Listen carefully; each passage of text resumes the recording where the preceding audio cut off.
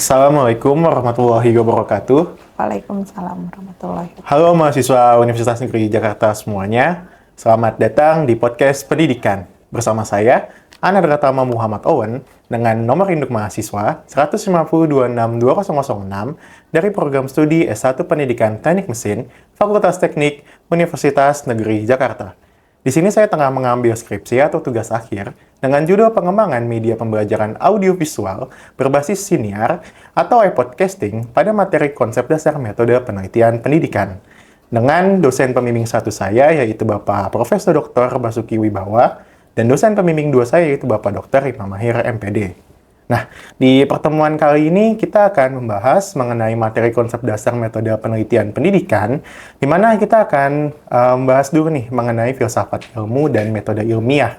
Dan tentunya di sini saya telah mendatangkan ahli dari mata kuliah metodologi penelitian, sekaligus juga ya merupakan pakar ahli lah di bidang metodologi penelitian, yaitu Ibu Ade Dwi Utami, SPD, MPD, PhD. Halo Ibu, selamat datang di podcast pendidikan di episode pertama ini. Bagaimana kabarnya Bu? Baik, Alhamdulillah. Terima kasih Andra sudah mengajak saya bergabung di podcast ini. Alhamdulillah baik, puji syukur juga Ibu telah datang untuk meluangkan waktunya untuk hadir di podcast pendidikan di episode pertama ini untuk bisa sharing ilmu dan wawasan mengenai konsep dasar metode penelitian pendidikan. Sama-sama. Baik, jadi di materi ini nih Bu, sebenarnya kan ada dua bahasan dasar yaitu mengenai filsafat ilmu dan metode ilmiah terlebih dahulu yang harus kita bahas.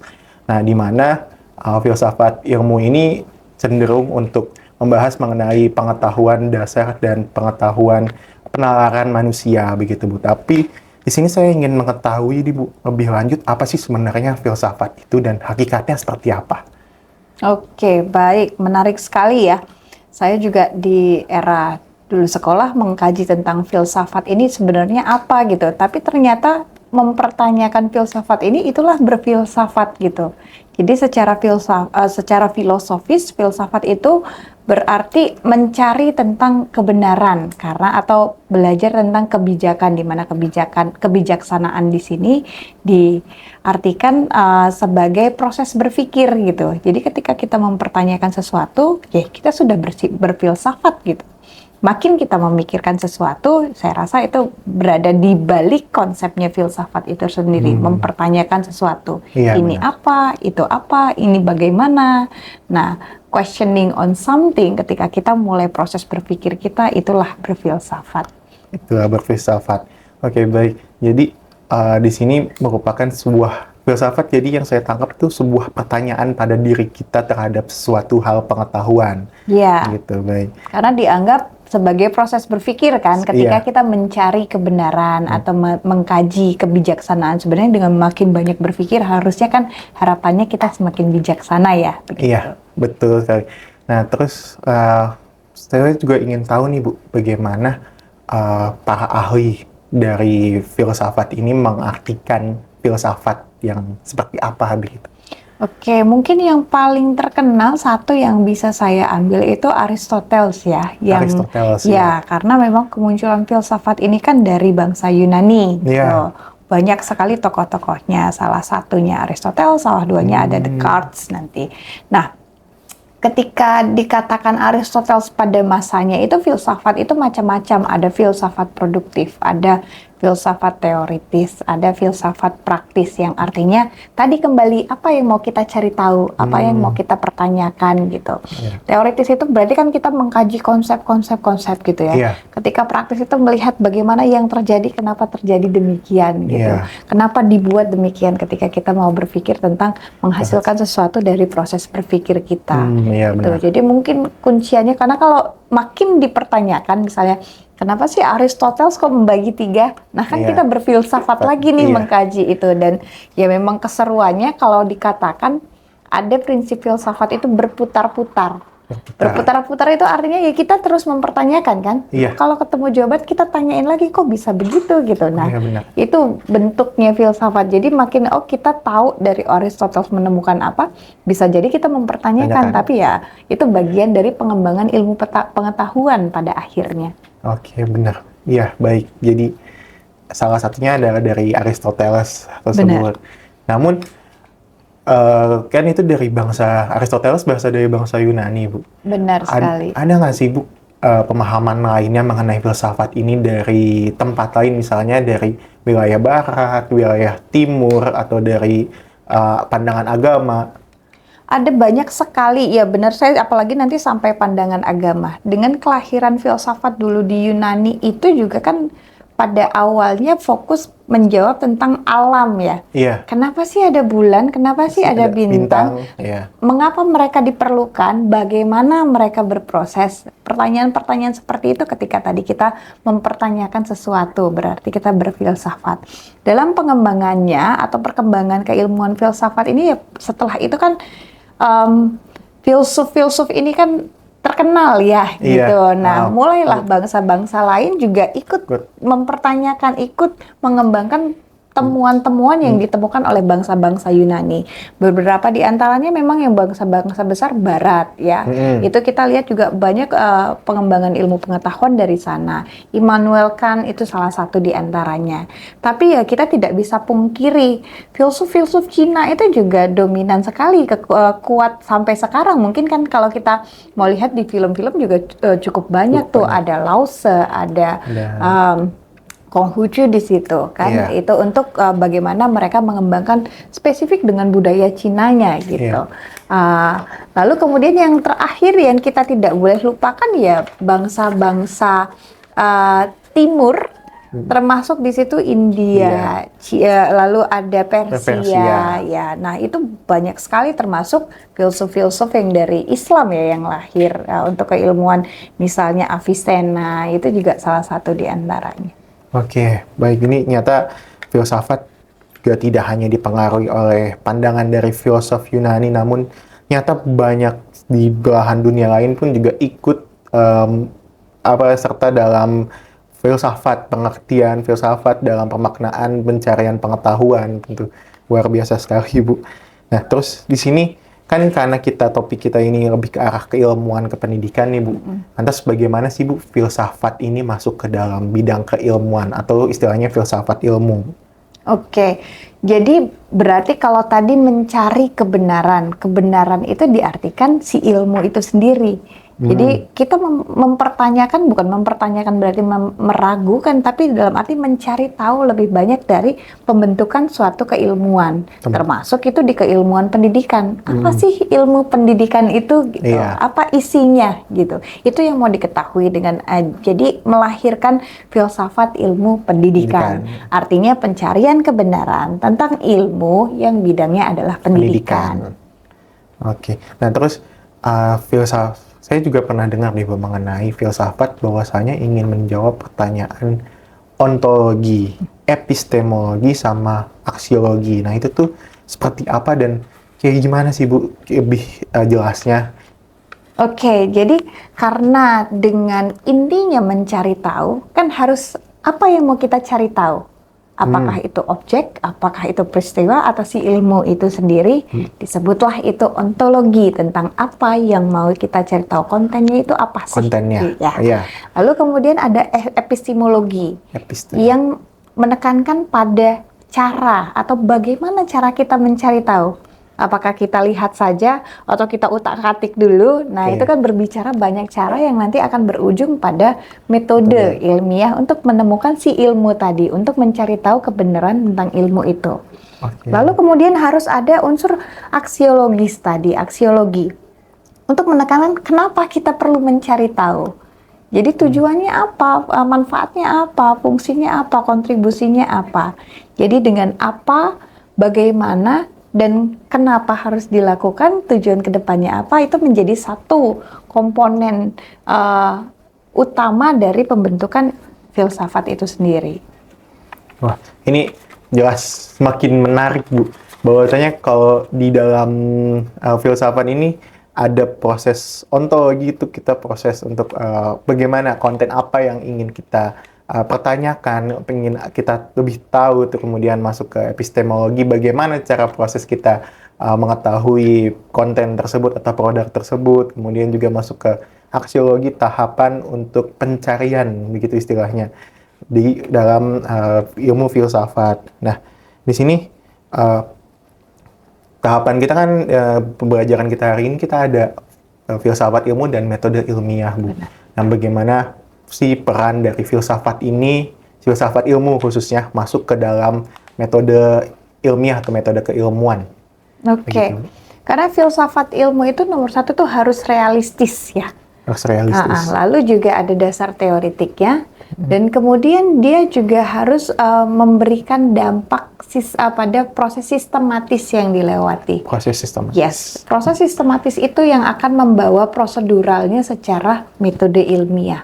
Jadi akan membedakan, misalnya nih kalau gampangnya, kalau masak kita menemukan sesuatu kan ya. Iya. Misalnya bikin bakwan. Sekarang yang terkenal bakwan jagung sama bakwan sayur. Iya. Bisa nggak bikin bakwan yang lain? Bisa. Bisa kan? Bisa. Tapi apakah kita menemukan sesuatu tersebut, misalnya temuan baru bakwan ala Andra gitu? Iya. Apakah itu ilmiah?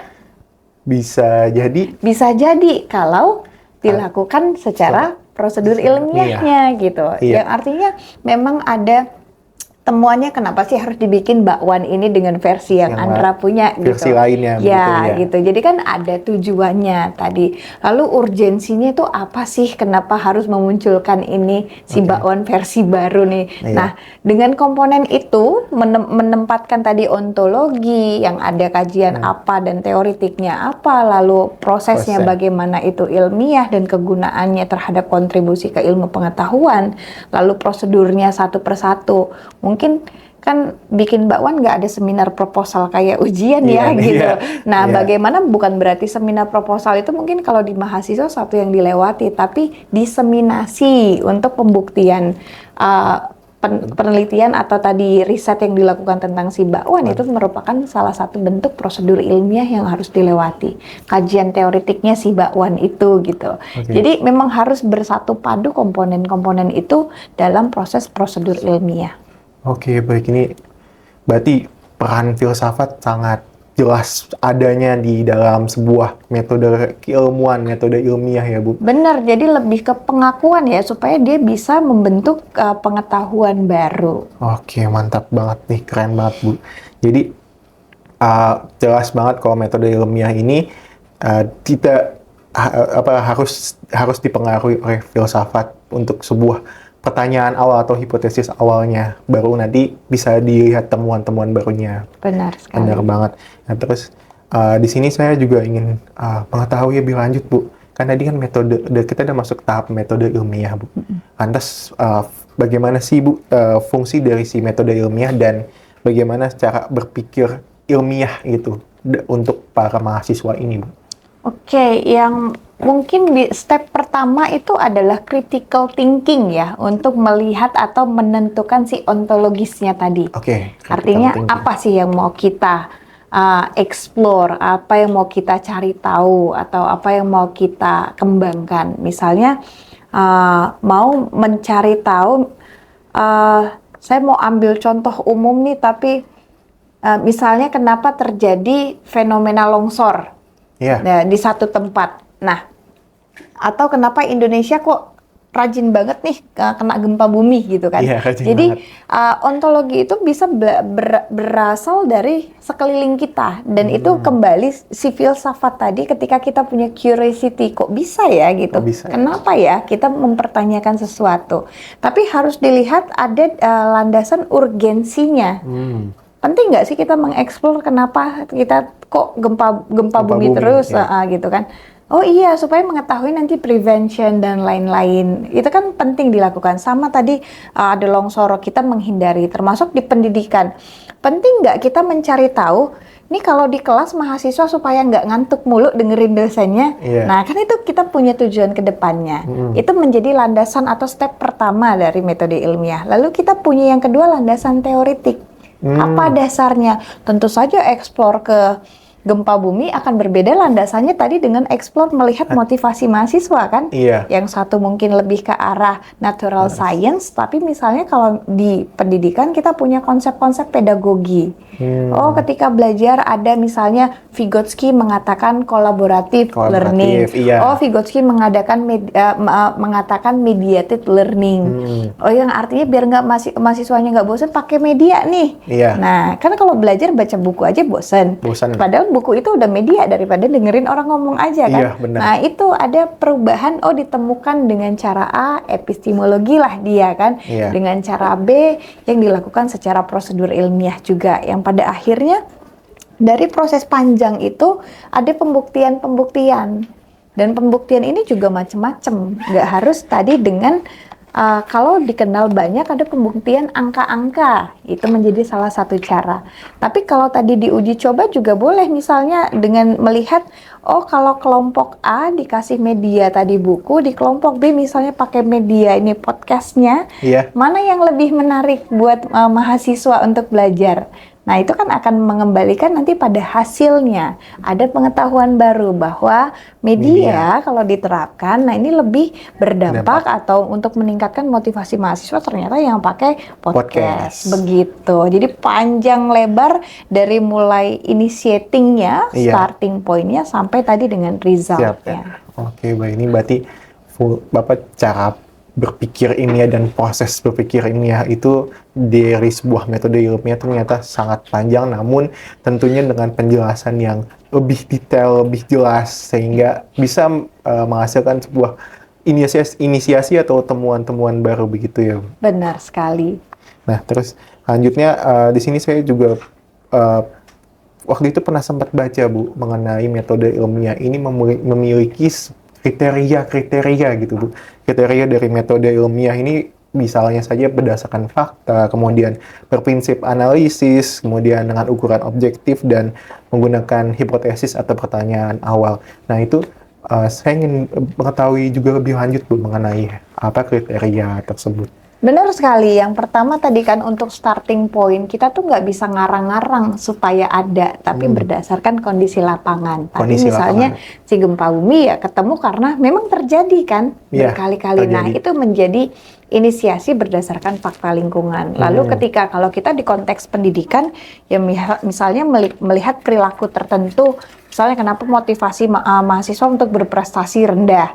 Atau kalau misalnya kalau saya dari pendidikan anak melihat kenapa sih anak kalau misalnya dititipin di daycare itu nangis terus gitu. Nah, kita berangkat dari fenomena sekeliling berdasarkan fakta-fakta tersebut. Walaupun kembali ada landasan untuk menguatkan si fakta yang muncul, kita menggunakan literatur-literatur. Oh, ternyata fakta yang ini terjadi juga, gempa bumi ini terjadi juga di Jepang. Apa yang sudah dikembangkan di Jepang? Nah, itu kan bagian dari ilmu pengetahuan yang sudah misalnya ditemukan duluan. Oh, tadi ketika motivasi mahasiswa rendah, kita melihat, oh praktek di Finland. Anak-anaknya suka belajar terus kan, mereka long life education. Kenapa mereka bisa happy belajar? Nah, itu kan juga contoh konteks yang berbeda ya. Jadi, itu tadi yang berdasarkan fakta. Lalu kemudian kita analitis, berpikir analitis itu melihat dengan mempertanyakan tadi dasar filsafat. Kenapa ya gitu? Kok bisa ya? Lalu mencari literatur, kok di sana begini, di sini begini gitu. Lalu kita membuat formulasi berpikir. Jadi misalnya akan dibentuk dalam rumusan pertanyaan penelitian biasanya. Kalau dia kuantitatif akan membuat hipotesis. Oh, terjadi gempa karena ini. Apa iya karena posisinya misalnya kita di garis khatulistiwa sebutkan karena itu terjadi gempa bumi. Jadi apakah posisi di garis khatulistiwa menyebabkan berpengaruh terhadap frekuensi terjadi gempa bumi di Indonesia gitu. Atau berarti kalau misalnya di konteks pendidikan ya apakah memberikan media podcast berpengaruh terhadap motivasi. Ya, itu salah satunya kalau kita mau menggunakan dengan hipotesis atau udah ada asumsi nih, gitu kan hipotesis itu. Tapi ada juga yang tidak berasumsi gitu. Dan kalau yang berasumsi atau tadi akan kerana kita sebut penelitian kuantitatif gitu, karena sudah punya hipotesis. Alirannya disebut aliran positivism. Positivism. Yang mau membuktikan. Tapi kita punya yang anti-positivism. Artinya kita belum tahu akan terjadi apa gitu. Jadi kita tidak menekankan pada membuktikan tadi si garis khatulistiwa. Tapi kita eksplor. Oh kalau gempa di Maluku itu kenapa? Oh kalau gempa di Jawa itu kenapa? Oh gempa di Kalimantan kenapa? Yang akhirnya mungkin akan menemukan penyebab gempa tidak selalu garis khatulistiwa. Ada gunung meletus, ada perubahan misalnya lempeng bumi dalam laut buat yang deket-deket ke laut begitu kan. Atau tadi ternyata untuk motivasi belajar anak itu bukan hanya media, penelitian tertentu mungkin pengetahuan terbentuk tentang media, tapi ada pengaruh gurunya, ada pengaruh temannya. Kalau punya teman yang rajin, ternyata dia ikut rajin. Nah, kan itu menemukan pengetahuan baru. Nah, anti-positivism melihat keberagaman jawaban atau pengetahuan yang akan muncul. Jadi kita nggak membuktikan A dan B yang mungkin berhubungan, tapi kita membuka peluang banyak muncul faktor A, B, C, D gitu. Wah, rasanya ini topiknya sangat menarik sekali buat dibahas lebih lanjut nih Bu. Benar. Benar banget Bu Pita, ternyata di awal pun kita sudah membahas mengenai filsafat ilmu, sekarang kita membahas mengenai metode ilmiah, yang gimana peran metode filsafat ini di dalam metode ilmiah ternyata sedemikian kompleks dengan contoh yang sudah Ibu paparkan tadi. Ini topiknya rasanya perlu banget buat dibahas, namun sayang banget Ibu karena kita sudah ada di penghujung podcast di episode kita kali ini, di mana saya akan mengambil kesimpulan, menarik kesimpulan bahwasannya filsafat sendiri ini merupakan sebuah pertanyaan dasar dari manusia sendiri, menanyakan bagaimana tentang penciptaan suatu objek, sebuah konten yang bisa ada di dalam fenomena-fenomena istilahnya di kehidupan, terus juga kemudian bagaimana proses ontologi, epistemologi, dan aksiologi ini ada di dalam filsafat dan mempengaruhi tentunya ke dalam metode ilmiah. Dan metode ilmiah sendiri juga ternyata sangat kompleks, sangat detail sekali bahwasanya bagaimana tahapannya, bagaimana cara berpikir secara ilmiah untuk para peneliti, terus kemudian juga bagaimana si metode ilmiah ini memiliki kriteria-kriteria sebagai pengujian hipotesis, kemudian juga menganalisis hasil temuan-temuannya, hingga akhirnya dihasilkan sebuah temuan baru dengan yang ada berandaskan asumsi di awal ataupun sebuah temuan baru. Wah Ibu, terima kasih Ibu. Sebelumnya saya mengucapkan terima kasih karena Ibu telah hadir di podcast di episode pertama ini mengenai filsafat ilmu dan metode ilmiah pada materi konsep dasar metode penelitian pendidikan. Ibu, Ade, terima kasih banyak telah hadir. You're very welcome. Ya, oke. Baik, jadi di sini saya ingin buat teman-teman mahasiswa bisa langsung latihan yang ada pada link latihan di deskripsi video di bawah, sehingga pemaparan yang dijelaskan oleh narasumber hebat kita ini bisa langsung dipahami oleh mahasiswa secara menyeluruh. Silahkan, nanti nilainya juga langsung keluar skornya. Dan untuk itu kita sudah ada di penghujung, di mana saya selalu mengingatkan kepada mahasiswa untuk terus belajar, terus semangat mengejar ilmu pengetahuan, karena tanpa pengetahuan, manusia hanya tubuh kosong semata. Sampai jumpa. Wassalamualaikum warahmatullahi wabarakatuh.